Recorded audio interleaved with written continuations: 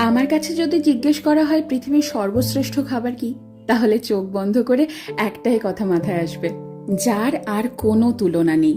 আমরা মধ্যমগ্রাম বাজার গিয়ে একেবারে বর্ষার ইলিশ কিনে এনেছি।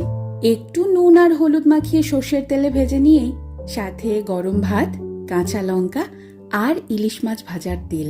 সত্যি কথা বলো, বাঙালির কি আর কিছু লাগে? এই দিয়ে তো পুরো প্লেট খালি। আমার মা যেহেতু স্কুল শিক্ষিকা, তাই অনেক সময় এমন হয়েছে ঘটা করে রান্না করার সময়ই পাইনি।